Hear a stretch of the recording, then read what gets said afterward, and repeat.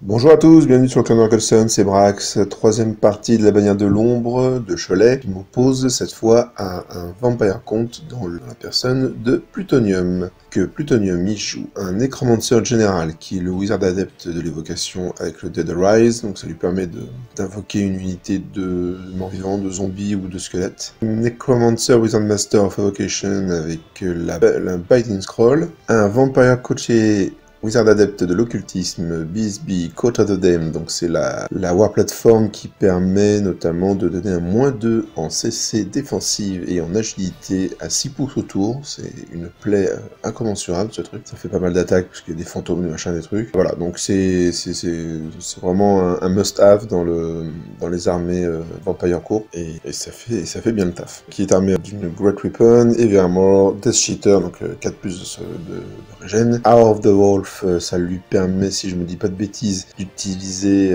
c'est comme le Dead Arise, mais ça permet d'invoquer des loups ou des Great Bats, et je crois même des nuées, et un shield. En base, 36 ghouls avec un champion, je rappelle que le champion permet de jouer les rôles du musicien pour ce qui est des reformations rapides. 28 skeletons, état-major complet, Legend Standard, donc qui peut bénéficier d'un +1 supplémentaire, d'un rang supplémentaire pour le résultat de combat, mais par contre il faut qu'il l'ait physiquement ce rang. 20 zombies, musiciens et 8 Dire Wolves. 2 Great Bat x 2, donc ça c'est les redirecteurs, ça bouge de 20, c'est volant, c'est l'un des meilleurs redirecteurs du jeu. 5 Phantom Host, ça balance pas mal de pain, ça a 4 points de vie, c'est surtout éthéré, et c'est éthéré à 2+. Donc si vous n'avez pas d'arme magique, si c'est pas du magic à l'attaque que vous faites, ça a une 2+1 vue. C'est un scotch en fait ce truc. Shrieking Horror, donc l'ancien Terrorgeist, 5 Vampire Knight, état-major complet, et un Varcola. Bon, la liste me fait pas trop peur, le Shrieking Horror, c'est vrai que ça peut faire mal, mais il blesse sur le discipline, et moi j'ai une discipline de 10 en gros sur l'armée, entre le 10 des gardiens et le 10 du roi qui donne à 18 pouces, donc il va me blesser sur 4+, il lance je crois 5 dés, enfin, il a 5 dés ou 6, je sais plus, pour blesser, et par contre c'est de la pédisse, donc voilà. Et ça tire à 8 pouces. Faut faire un peu gaffe. Après, au corps à corps, ça se casse facilement, ce genre de bestiole, quand même. Bon, le Varcolac va m'embêter un petit peu, mais il n'y en a qu'un seul. Souvent, il y en a 2 voire 3, donc ça va aller. Bon, les 36 ghouls avec le Vampire Courtier dedans. Sur son Coat of the Damned, le truc, c'est que j'ai affronté pas mal de Vampire Count avec mes nains. C'est peut-être même l'une des armées que j'ai le plus affronté. Et en règle générale, ça se passe plutôt pas trop mal. Nous sommes sur Spoil of War avec le déploiement Marching Column. Au niveau de la magie, je prends mon Gleaming et Résilience habituelle et je prends la Révocation. Alors, j'aime pas trop l'évocation comme domaine de magie. Évocation occultisme, c'est 2 domaines de magie qui sont un peu embêtants, notamment avec les blasts, les snipes et ce genre de choses. Donc ça permet de virer tous les bonus que pourrait avoir un de ces régiments, ou les malus que j'aurais. Ça permet aussi de protéger mon pack avec tous les personnages d'un sort de snipe. Ça fait que je pourrais peut-être me protéger un peu plus de sa magie. La relance pour blesser aurait été utile peut-être contre le Varcolac et le Shrieking Horror. Mais dans l'absolu, si je tombe sur les ghouls, je vais taper dans les ghouls pour faire de la réseau et je vais éviter de taper sur le vampire parce que je vais perdre des attaques, sauf si c'est le roi évidemment. Donc voilà, donc soit j'ai la force nécessaire pour lui faire mal, soit je compte sur ma réseau fixe pour le faire des pop à la fin du combat.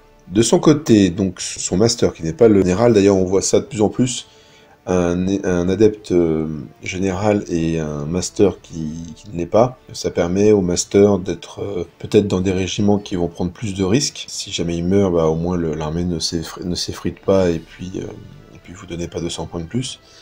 Et ça permet aussi, sur un malentendu, dans certains matchs, de balancer 5 dés et puis de voir ce qui se passe au niveau des sorts, en ne risquant pas les effets du fiasco. Alors il a le Arise, qui est le sort héréditaire des Vampire Count, donc c'est la repop des unités. Ancestral Aid, Whispers of the Veil, Touch of the Reaper, donc un choix assez logique, surtout quand on le met avec ce que choisit le général. Bien sûr, Rise, qui est un répétable, hein, je le rappelle, évidemment, hein, vous voyez comment ça fonctionne, les wrap-up. Et Astendower, donc c'est le blast qui permet de faire, de choisir jusqu'à 3 unités, jusqu'à 3 figurines dans l'unité qui vont se prendre une blessure à P10. Et le vampire de l'occultisme, Arise évidemment, et Breath of Corruption, ça lui donne une arme de tir, ce qui fait défaut un petit peu à l'armée Vampire Count, même si là il y a le tir, le hurlement du Shrieking Horror, et c'est de la Toxic Attack, donc c'est bien contre les armurés que sont les nains.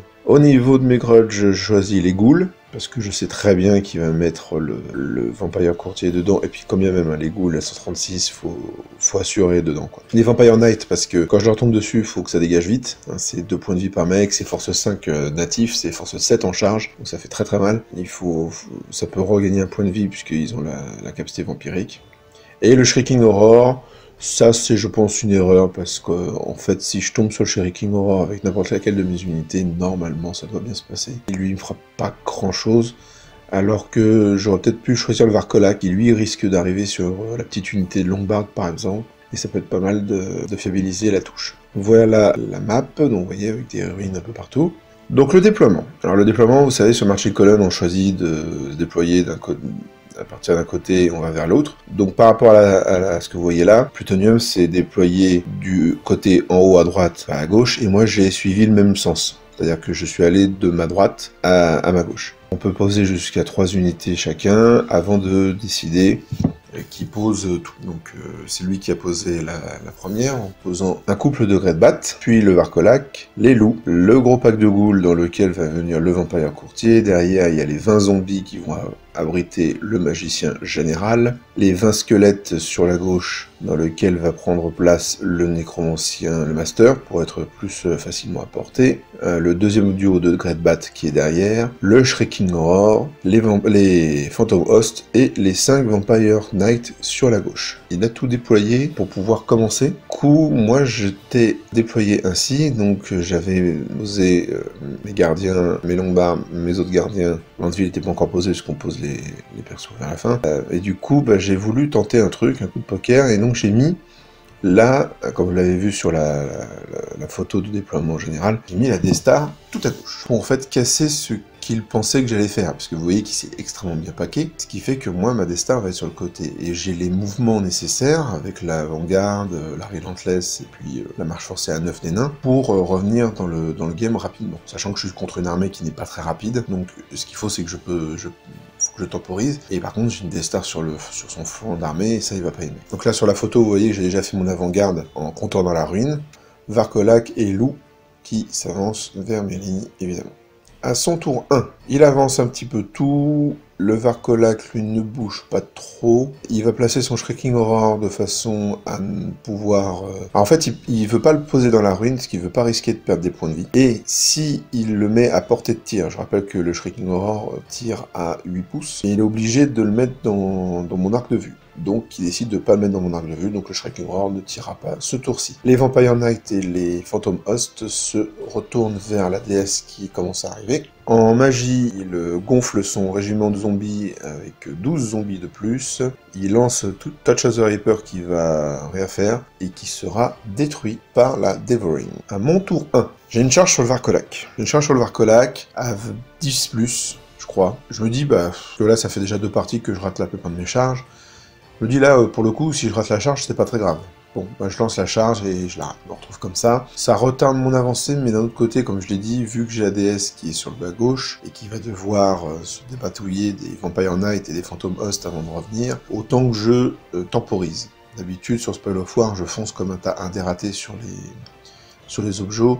Là, on va temporiser un petit peu pour éviter de laisser les gardiens tout seuls. Erreur de déploiement, donc je corrige, mais que c'est un petit peu trop tard. Les gardiens, les deuxièmes packs de gardiens, je les ai fait slider un petit peu sur la colline. En fait, j'aurais dû les déployer avec un pied sur la colline. Pourquoi? Parce que d'une, ça ne servait à rien de les protéger par la colline. Il n'y a pas de tir, il n'y a pas de machine de guerre, ce genre de choses. Et de deux, ça aurait permis si Plutonium l'avait pas vu, de charger le Shrieking Roar qui est vraiment juste à côté. Et là, du coup, je le voyais pas à cause de la colline, donc je pouvais pas le charger. Ah oui, petit détail par rapport à ce que je fais d'habitude, vous voyez là, enfin on le voit à peine, moi je le vois parce que j'ai d'habitude, mais dans les 15 longues barbes, il y a le Runic Smith. Alors pourquoi je l'ai mis là? Il n'y a pas beaucoup d'armure en face, à part les Vampire Knight, et du coup j'ai pas vraiment besoin de l'AP supplémentaire. Cependant, j'ai besoin d'avoir de la magie sur mes packs. Et là, le fait de le mettre avec les 15 longues barbes, ça permet de suivre les 2 packs de Old Guardian et d'avoir 2 sorciers, donc la Landville et le Runic Smith, à portée des 2 packs de Old Guardian, sachant que la déesse va se débrouiller un petit peu toute seule le temps qu'elle revienne dans le centre du dispositif. Donc avec une marche forcée, je suis allé juste devant les Vampire Knight. L'idée c'est de les empêcher de s'enfuir, de les forcer à charger. Ah oui, je vais me prendre les Phantom Host sur le flanc. Bon, ça va être un peu dur, et je risque d'avoir un Shrieking Roar énervé qui vient me voir, mais là encore, le risque est calculé en fait. Hein. Mais je suis obligé de faire ça, je suis obligé de proposer ce genre de bait, comme dirait Matsede. J'arrive à passer un -1 pour être blessé sur la Destar grâce à Landville, donc ça c'est chouette, dans le sens où là même s'il charge, je serai capable d'encaisser sa charge et de peut-être temporiser par la suite. À son tour 2, il charge... photo, c'est pire en pire. Hein. Il charge avec les Phantom Host de flanc, et il charge avec les Vampire Knight de face. Il a regardé s'il pouvait s'enfuir, s'il pouvait, juste en chargeant avec les Phantom Host. Alors il aurait pu charger qu'avec les Phantom Host et se barrer avec les Vampire Knight. Difficilement, mais il aurait pu. Le truc, c'est que là, il veut essayer d'enfoncer, de garder la Destar ici. Je suis pas particulièrement fan de ce choix. Enfin, moi perso, je suis très content, hein, par contre, parce qu'il ait fait ça. Mais je pense qu'il aurait pu envoyer ses Vampire Knight ailleurs, et moi voilà, j'ai tenté un pari, ça a fonctionné. Et par contre, le Shrieking Roar, il décide de pas l'envoyer là-dedans. Pourquoi? Parce qu'il va l'envoyer chasser mon Landville. Donc là, vous voyez, on le voit en bas à gauche de la photo. Il commence à se diriger de l'autre côté de la colline où il y a le Landville of Power. Il commence un peu à se placer avec toute son armée. Il envoie les Great Bats sur la gauche pour pouvoir aller rediriger la Destar quand elle finira par se libérer. Et j'ai pas la photo, mais il y a le Varkolak qui est sur la droite et qui est hors de portée de charge hors arc de charge des gardiens. En magie, il arrive à enlever 1 point de vie au Runic Smith avec un snipe. Je dissipe le -2, enfin le malus de combat sur la Destar. Au tir, il me fait 1 point de vie dans les Old Guardian. Il n'est pas encore à portée de Landville, donc il tire dans les Old Guardian qui sont un peu sur la colline, ils en font 1 point de vie. Au cas qu'il me fait pas grand chose, parce qu'elle a le -1 pour être blessé, ça l'embête beaucoup. Moi je tue 3 Vampire Knight, hein, le roi ne voit pas trop, et du coup je gagne, mais je gagne et puis il perd encore quelques petits trucs, mais bon, pas grand chose. J'ai pas déclenché la Stone, j'aurais pu, mais là pour l'instant, les bonus qu'apporte le flanc des Phantom Host n'est pas trop gênant. À mon tour 2. Alors, je charge les ghouls avec les gardiens et je les rate. Je les rate de peu. Hein. Je crois qu'il fallait que je fasse 8 de souvenirs et je fais 7. Mais je fais 7, 6 plus 1. Donc en fait, je m'avance beaucoup, vous voyez. Je suis vraiment sous son nez, donc je vais prendre la charge après. Les autres gardiens ont chargé les loups. Je passe avec la Relentless hors de vue du Varkolak, qui était placé, comme vous le voyez ici. Je me rapproche un peu beaucoup des lignes vampires, mais d'un autre côté, le Varkolak, bon, je sais qu'il va se retourner, ça me permettra d'avoir encore un tour en plus, donc c'est... Voilà, on va jouer au chat et à la souris pendant un petit moment. En magie, je passe une résilience sur les gardiens qui se sont foirés, et je passe une révocation sur le pack avec le Runic Smith, au cas où il y aurait un autre blast qui viendrait le chatouiller. Bien sûr, je me débarrasse des loups, je me replace comme ça, de façon à ce que, quel que soit le régiment qu'il charge avec ses ghouls, l'autre puisse venir l'aider le tour d'après, modulo ce qu'il fera avec ses battes, parce que il peut venir évidemment me rediriger avec cette unité volante. Du côté de la Destar, je termine le dernier Vampire Knight et je commence un peu à grignoter les Phantom Host. Vous voyez que j'ai déjà perdu 6 longues barres. À son tour 3, il vient placer en redirection les battes. En fait, elles se retrouvent au niveau dans la ruine, hein. C'est une petite ruine. Vous voyez que sur la table, on a une très grande ruine en bas à gauche et on a une toute petite ruine ici. Normalement, les deux ruines devraient être de taille intermédiaire, mais de même taille entre elles, donc ça c'est un petit peu embêtant pour le terrain.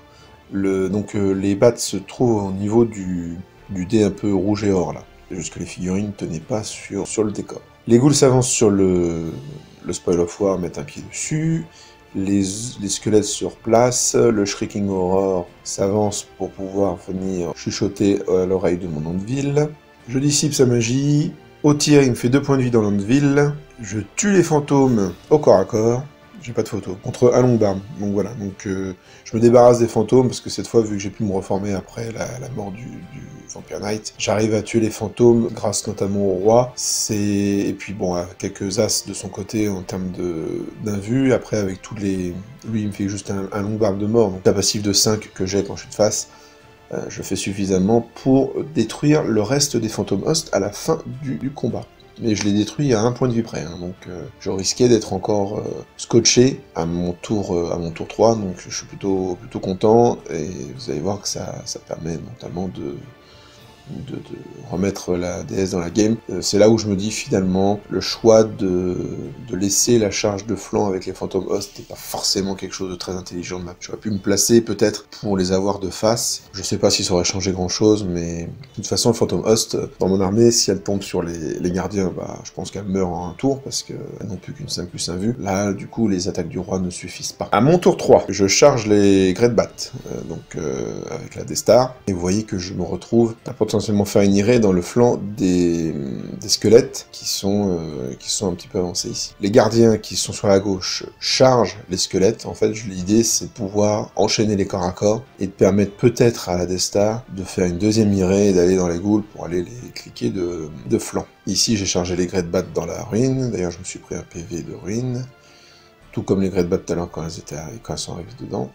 D'ailleurs, je suis en train de me dire qu'ils sont tirailleurs, donc normalement ils font pas de test. Ils auraient pas dû se prendre de PV. Donc ça change rien, hein. De toute façon ils vont se prendre les 8 gardiens, donc ce seront quand même fait one shot, y a pas de problème. Le Varkolak qui me suivait, eh bien je me retourne face à lui, parce qu'au bout d'un moment faut quand même l'affronter. J'ai toujours l'impression que ça vole ce truc, alors que ça vole pas. En magie, je mets un -1 pour toucher sur les 15 longbarbes face au Varkolak, et -1 blessé sur les 2 unités de All Guardian. Très bonne phase de magie, très mauvaise phase de dissipation de la part de Plutonium, et du coup je me retrouve quand même bien protégé avec toutes mes unités, sauf la D-Star, mais la D-Star n'en a pas besoin. Bon, évidemment, donc les Great Bats se sont fait one shot, il n'y avait pas trop de surprise là-dessus, et je tue les squelettes. Alors je tue les Great Bats avec la D-Star, j'arrive à faire mon irée dans les squelettes. Avec les gardiens, bien sûr, les squelettes explosent, et je rate mon irée. C'était une irée à, je devais faire 5 sur 2D, avec ma D-Star, la deuxième irée, et je fais 3. Donc, voilà, donc je me retrouve là à 2 pouces des ghouls, et par contre, pour empêcher les ghouls de se barrer, je reforme mon unité de gardien qui était contre les squelettes en ligne, de façon à me placer bien face à... Parce que de toute façon, je pouvais pas passer en irée avec les gardiens, j'étais bloqué par ma D-Star. Donc, pour éviter de me les prendre de flanc et d'exploser, et puis d'avoir les ghouls en plus qui font une irée, qui sortent de l'arc de vue de ma D-Star, ben, je place mes gardiens en ligne, et puis bon, on verra ce que ça donne au tour d'après.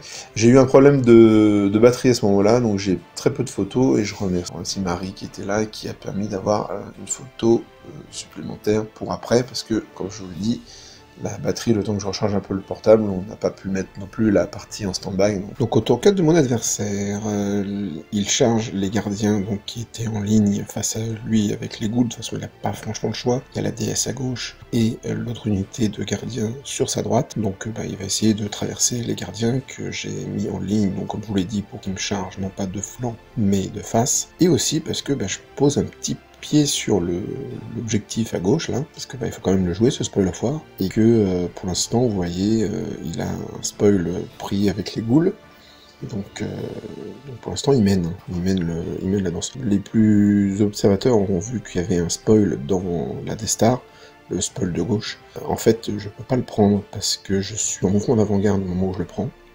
Mais vu que je joue en deuxième, j'ai complètement zappé. Quand je joue en premier, ce qui est mon habitude, je sais que je perds scoring. Il me semble qu'on perd scoring le tour 1 en entier, même si on joue en deuxième. En tout cas, ça me paraît très logique. Donc en fait, j'avais ce spoil, mais il ne compte pas. Il ne compte pas, et de toute façon, Enfin, il n'y a aucune scoring de plutonium qui aurait pu aller le chercher après, puisque je m'en suis débarrassé. Donc ça ne change rien sur ça, si ce n'est que, bien sûr, je n'avais pas ce spoil à ce moment-là. Ok, donc il a chargé, donc comme je vous ai dit, j'ai que cette photo. Il met le Whispers of the Veil sur mes gardiens, les gardiens en ligne, puisque c'est bien sûr le seul combat qu'il y aura, et je le laisse passer. Alors pourquoi je le laisse passer? Parce que je me dis, j'ai -1 pour être blessé, et surtout, je veux éviter qu'il passe la reroll. Donc je garde tous mes dés, mais il fait 21 pour Ancestral Aid, et j'arrive pas à faire 21. Alors, quand je vous ai dit dans la vidéo de la première ronde, c'est le tournoi des charges ratées, mais aussi le tournoi des dissipations foirées, hein, parce que j'en ai foiré la dissipation, et bien comme il faut. Bon là, 21, je crois que j'avais 5 dés, je suis pas capable de faire 21. Bon. Donc il a ses ghouls qui relance pour toucher. Donc d'un autre côté, le Whispers of the Veil, finalement, ne sert pas beaucoup, il va servir sur le commandement, cependant, mais vu que c'est le commandement de la figurine et pas un malus supplémentaire, et que je suis à portée du roi, au final ça change rien. Donc le Whispers of the Veil, ici, ne change pas grand chose. Si ça a changé bien sûr par rapport aux vampires, etc., mais aux attaques force 3 des ghouls, ça change que dalle. Au tir, il continue à murmurer avec son petit Shrieking Horror, donc -1 PV dans l'Anvil, au corps à corps. Donc le Varkolak, qui a bien sûr chargé les Longbarbes, va m'en tuer 2, moi je vais rien lui faire, mais ça va tenir. Contre les ghouls, il me fait que 5 PV dans les Old Guardians, tout compris, hein. Les ghouls qui relancent pour toucher, le vampire, les vampirettes, les attaques des spectres, tout ça, il ne fait que 5 PV dans les Old Guardians. Moi en retour, je tue 9 ghouls, et donc je gagne 2-3, bon il perd encore quelques ghouls, mais c'est surtout qu'il n'y a pas de test pour moi, je ne fuis pas, il peut pas rattraper, il peut pas sortir de l'arc de charge, et on va arriver à mon tour 4, et là vous imaginez bien que ça va être un très gros drame pour lui. On est comme ça, vous voyez que... Bon, par contre je suis plus sur le Lojo, à mon tour 4, bon bah voilà. Voilà le gros sandwich, donc je me suis reformé avec mes gardiens évidemment, vu que je touche plus l'objo, autant s'être reformé, et du coup je charge avec les gardiens sur la droite, je perds encore des PV dans la ruine, et je charge avec la Destar, là ça me va, ce sont des charges automatiques, donc j'ai réussi. En magie, j'arrive à passer une résilience sur les gardiens de face, et c'est un très gros massacre, puisque je vais tuer 22 ghouls, je mets tout dans les ghouls, je touche pas au vampire couture. Lui il me fait quasiment rien, je crois qu'il m'enlève peut-être un long barbe, et puis peut-être quelques PV dans les gardiens face à lui, et encore je crois pas. Donc de toute façon je tue 22 ghouls, donc il a quasiment pas d'attaque, et puis bah ça dépop, voilà, et on se retrouve comme ça. Vous voyez, je retourne les gardiens à droite vers le Varkolak, pour aller essayer de sauver la vie de mon Runic Smith, qui pour l'instant n'est pas au corps à corps, et Plutonium a oublié de décaler son Varko. Je tourne la Destar vers les zombies avec le général de l'évocation qui est dedans. Je rappelle que le Master était avec les squelettes et qu'il est mort. Et les gardiens qui ne sont plus que 4, qui se reforment pour aller chatouiller un petit peu le Shrieking Horror. Et je me suis trompé, excusez-moi, c'était une Gleaming, pas une résilience, sur les gardiens qui étaient de face. Bon là ça sent très bon pour moi, hein. De toute façon à ce tour-là, c'est mal engagé pour mon adversaire. Au tour 5 de Plutonium. Alors, il éloigne son Shrieking Horror en restant à 8 pouces, parce qu'il faudrait quand même dégommer la Landeville. Il sort son Nécromancien qui cavale et qui va sortir de pack de zombies. En magie il fera rien, mais 2 points de vie dans le Varkolak, je lui fais 1 point de vie, il me fait 1 point de vie dans les longues barbes, je tiens. Je gagne même parce que j'ai encore un rang, et la bannière, il lui reste un PV à ce moment-là. Il fait un PV dans l'Andeville, donc il me reste un PV, et on passe à mon tour 5. Donc je me mets sur la colline. En fait j'aurais pu dépasser un tout petit peu la colline, l'idée c'est que je préfère avoir une charge pour faire 5 sur les dés, 7 sur les dés, relançable, plutôt que 5. Le Shrieking Horror, on verra à son tour 6 s'il décide de le sauvegarder ou essayer de tuer l'Andeville. J'ai envoyé les gardiens dans le Varkolak, alors là je l'ai eu par contre. C'était une charge un peu lointaine. J'ai réussi à l'attraper. J'ai encore perdu des points de vie dans la ruine. Donc bon, il va mourir dans le Varkolak, ça, il n'y a pas trop de soucis. Et j'impacte les zombies. En magie, mais -1 pour toucher sur les... -1 pour être touché sur les 4 Old Guardians, au cas où il me chargerait avec le Shrieking Horror. -1 pour être blessé sur les longues barbes face au Varkolak. Bon, je tue le Varkolak évidemment au corps à corps. Je tue 16 zombies au corps à corps, il ne me fait rien. Donc ça les dépop et je prends tous les points, donc ça c'est toujours ça dans l'escarcelle. Son tour 6, il replace le Shrieking Horror le plus loin possible tout en restant à 8 pouces de mon Landeville. En magie il se passe rien, au corps à corps, enfin au tir il va faire un point de vie, il va tuer Landeville. Et à mon tour 6, donc on est comme ça, j'ai une charge donc à 7 relançable et je la rate 2 fois. Voilà. Donc j'attraperai pas le Shrieking Horror et c'est la fin de la partie. Voilà. Belle partie, c'était vraiment sympa d'affronter l'armée un petit peu thématique Pirates des Caraïbes de Plutonium. Bon, le CV, comme je l'ai dit, le plus souvent je l'affronte, c'est assez... Je peux dire que c'est simple, mais il aime pas ma liste, hein, le CV. Hein. Moi, je tape très fort. Faut bien se dire qu'un pack de gardiens, ça rentre dans un gros pack de zombies. Si on est correct en termes de jet de dés, je parle pas de stats, parce que vous savez que j'aime pas Statammer, mais on va dire quand même qu'il faut les faire de temps en temps. Normalement, je dépop. Le plus souvent, je fais dépoper en un tour, pack de zombies. Ou alors je le fais dépoper au tour de mon adversaire, et ce qui fait qu'après, je me reforme et je suis prêt pour mon tour à moi. Donc, et ça, c'est quand même pas mal, parce que on peut se dire que face à des armées de CAC avec des packs, pour le CV, bah, il envoie ses zombies, il fait de la repop dedans, et puis bah ça meule, mais les zombies, les scotch, on peut plus jouer les scénars, puis les unités un peu plus costaudes des CV se mettent sur les flancs, sur le dos, viennent et ils enfoncent le truc là contre les gardiens, et même contre la D-Star. Les stars, elle envoie quand même quelques attaques. Là, encore une fois, alors j'ai pas le réflexe, un réflexe, il va falloir que je développe, de me mettre en horde avec les longues barbes contre certains ennemis, parce que je pourrais avoir beaucoup plus d'attaques quand j'ai pas besoin d'avoir tous mes rangs en bonus. Donc voilà, donc ça c'est un truc à développer pour la prochaine fois. On calcule les points, bon, en fait, vous voyez que finalement, il a pris juste Landville en fait. Il prend juste Landville, du coup, bah, vu tout ce que j'ai pris avec le bonus de la BSB, il reste le Shrieking Horror et le sorcier, en gros. Donc c'est 17-3 à la bâche pour moi, et j'ai le scénar puisque j'ai récupéré le spoil du centre et surtout les gardiens qui sont partis tuer le Varcolac ont récupéré le spoil lâché par les ghouls quand le régiment est mort. On rappelle, quand un régiment qui tient un spoil meurt, l'adversaire prend le pion et le place à 3 pouces où il veut. On peut le placer donc sous une unité. Après c'est à moi de jouer, donc je le prends et je l'embarque avec moi dans la chaîne. J'avais bien 2 spoils et pas 3 hein, pour le coup, puisque j'ai récupéré aussi celui du centre, mais même sans ça, en fait, j'aurais gagné le scénar, même sur la petite erreur de début de partie. Ok, bon bah voilà, donc c'était la 3e partie du samedi, finie sur un 20-0 du coup, donc ça fait plaisir, hein. On remonte, 40 points en une journée, bon c'est pas déconnant, et puis surtout ça permet de faire un peu le sous-marin, donc je remonte.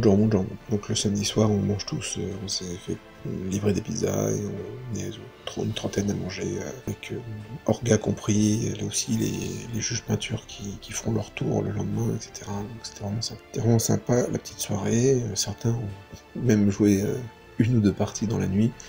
Il y en a qu'on ne peut pas arrêter. Moi, j'ai fait mon grand-père, je suis allé à l'hôtel juste à côté, et c'était très sympa, surtout que j'ai pu étudier la liste de l'adversaire que j'allais affronter le lendemain matin, et vous allez voir ça dans la partie qui suivra, la partie numéro 4. Donc je vous donne rendez-vous très bientôt pour cette partie, et j'espère que ça vous plaît toujours autant. Merci pour les commentaires divers et variés que vous me laissez sur YouTube, sur la page Facebook, ou en MP, ou quand on se croise. Donc voilà. À la prochaine, cette putréfaction sur vous.